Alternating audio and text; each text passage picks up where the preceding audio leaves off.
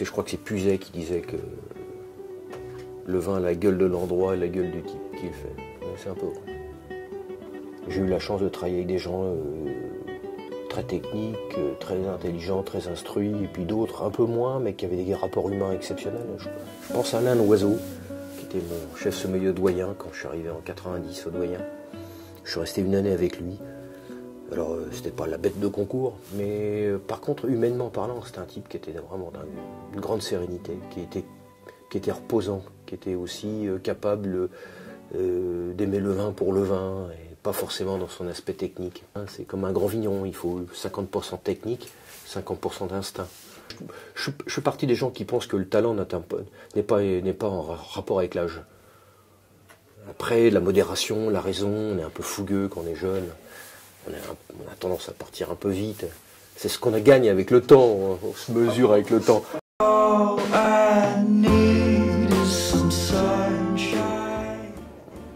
J'ai été commis sommelier en 83 à la Tour d'Argent. J'ai commencé à avoir mon premier poste de sommelier avec la Grappe au Connote. Je suis resté 6 ans commis. Mais ça ne me dérangeait pas. Ça me permettait d'avoir moins de responsabilités, de bosser, de travailler. Non, mais c'est intéressant parce que le fait de ne pas avoir de responsabilité tout de suite te permet de te concentrer sur l'essentiel. Moi, porter la grappe, pour moi, ça veut dire quelque chose. Ça veut dire capacité de répondre à un client lambda, divers et varié sur des questions. Et donc, à partir de là, il fallait se forger une carrière. Et il fallait se forger aussi des connaissances. Je continue à travailler tout le temps. Je continue à réviser, je continue à bosser. Ça fait 15 ans que j'ai gagné le meilleur sommelier du monde, mais je pense que je suis meilleur aujourd'hui que je l'ai été il y a 15 ans. Parce qu'il faut toujours se remettre en question. La matière première est essentielle pour la qualité intrinsèque d'un vin. Après, ce qui est intéressant à voir avec les années et les époques, c'est les mouvances qu'il y a pu avoir. Moi, j'ai connu l'équipe ACAD avec des couvertures sulfitiques incroyables, où on faisait des macérations à froid avec des couvertures de soufre, où tu extrais tous les polyphénols et les couleurs, mais les vins étaient marqués à jamais par le SO2. Après, tu as connu la mouvance des macérations à froid sans sulfitique. Après, tu as connu, je dirais, les boisés excessifs. Et puis après, maintenant, tu vois la mouvance des raisins entiers.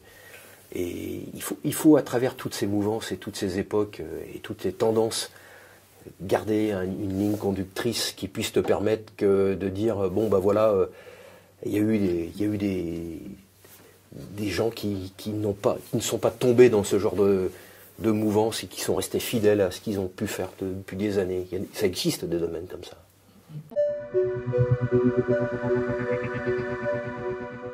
Je suis français et je considère que le continent européen est un des plus grands continents qui exprime le vin et qui est la base de la création du vin. Et il a raison Ibn Sadi quand il dit que beaucoup de pays du Nouveau Monde se sont arrêtés à l'existentiel et à ce qui marche au niveau commercial. Et ça fait plaisir de voir des gars comme ça, de cette dimension, qui peuvent comprendre que la diversité variétale est au service de la diversité du goût et de l'avenir de demain. Plus avoir à travers l'Europe, aussi bien les 4 coins de l'Europe, je pense et je considère que la chance que l'Europe a, c'est la vertu de capacité de planter des cépages endémiques autochtones dans un climat donné, dans un terroir donné. C'est une chance que beaucoup de pays du Nouveau Monde n'ont pas.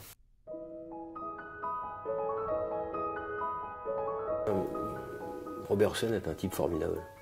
Et un jour, il vient manger au pavillon Liselonos, j'étais sommelier, au petit salon un été, au mois de juillet, il faisait chaud. Et Robert Hossein était avec... Il préparait une grande pièce pour le porte-maillot, je ne sais plus ce que c'était. On avait ouvert les fenêtres du premier étage, c'est un petit salon de 10 personnes, je me souviendrai toujours. Ils choisissent la solution d'un vin unique.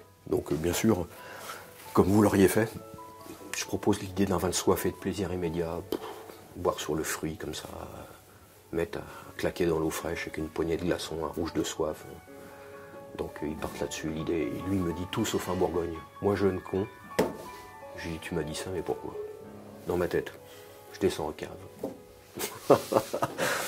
Tu vois, c'est pas bien quelque part, parce que tu te dis, ça peut te retourner comme une crêpe, quoi. Et alors, je descends et j'avais acheté tout un lot de Bourgogne Grand Ordinaire de Ramonet. Donc des assemblages Pinot et Gamay. Et je me souviendrai toujours, et alors, je mets les beaux verres Idol, Pinot, là, boum, on tape là-dedans, lui, on dit qu'est-ce que c'est bon, il en boit à soif, tout. Il me demande même pas ce que c'est, puis à la fin de fin, il me fait qu'est-ce que c'est, ben, je dis c'est un Bourgogne Grand Rien.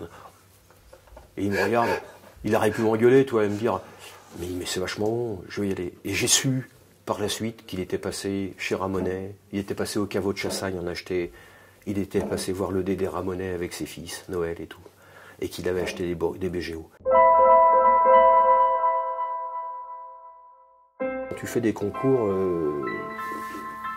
quelque part, tu laisses passer ton cœur et ta passion, comme j'ai toujours eu. Moi, j'ai toujours aimé les sommeliers qui laissent passer leur cœur et leur passion. Et il faut parler avec ses tripes, il ne faut pas parler avec ses connaissances, il faut parler avec son cœur. Donc il faut que la passion sublime ton niveau de connaissance. Et quand tu parles avec ton cœur, tu arrives à donner de l'émotion.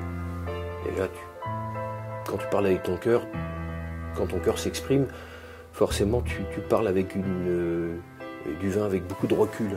Tu te mets pas en avant. Tu laisses... tu vois ce que je veux dire, tu laisses le vin parler avant tout. Après, quand tu fais des concours, tu rentres dans un profil, d'un timing, d'un truc. Alors, c'est quelque chose qui est bien, mais quelque chose qui est passager, parce que après le concours, il y a une autre vie. Et Serge Dupes, qui dit ça d'une manière tout à fait logique, il disait être maire semi-monde, c'est une chose, mais qu'est-ce que tu en fais après ?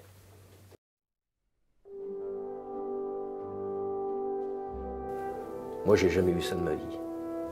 Quand tu penses que ce type, quand il a gagné le concours mondial à Venise, il a dû commenter une eau minérale. Et donc, il n'est pas tombé dans le piège de dire, mais c'est de la flotte. Tu vois, il a quand même décrit phase visuelle aromatique et tout, gustative.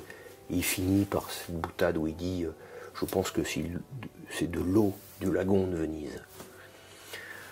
Toi, la manière d'amener ce commentaire pour exprimer tout ça, mais il n'est pas tombé dans le piège, il a récité, il a raison, il ne faut pas tout de suite, tu sais que c'est de l'eau, tu dis que c'est de l'eau, c'est pas du vin, toi. Il faut commenter le liquide qui est en face de toi, tu ne sais pas ce que ça peut être, et donc tu te dois de dissocier toutes les phases et de faire ton profil de commentaire de sommelier. Et l'histoire est vraie, et ça m'a beaucoup ému. Je l'appelle, donc il travaillait chez Faugeron, et c'était un vendredi midi que je devais faire cette dégustation. Et je l'appelle, je lui dis, écoute Jean-Claude, j'aimerais beaucoup que tu sois là avec nous pour faire la dégustation des vins de Mercian. Il me dit, j'aimerais beaucoup, mais aujourd'hui, je dois ranger les eaux minérales à la cave. Et le métier de sommelier, en fait, c'est à l'école déjà. Je voyais cette tenue de sommelier. Moi, je l'avoue, je me suis dit, mais pourquoi il est en noir, lui avec son tablier, avec les autres qui sont en veste blanche avec un autre papillon noir. J'avoue que la tenue m'a plu, et puis après je suis parti là-dessus, tu vois, c'est banal comme réflexion. Je pense qu'un sommelier doit garder la philosophie qui est propre à un sommelier, à la fois, bien sûr, la culture d'apprendre, l'envie de comprendre et de savoir, et d'étudier, et puis de voyager, d'aller dans le vignoble. Moi, je l'ai beaucoup payé dans ma vie personnelle. Une vie qui a été mouvementée. Je me suis passionné plus sur le vin que sur ma vie de famille. Avec le recul, je le conçois. Dire, est-ce que tu re-signerais pour ce que tu as vécu ? Honnêtement, je dis oui tout de suite.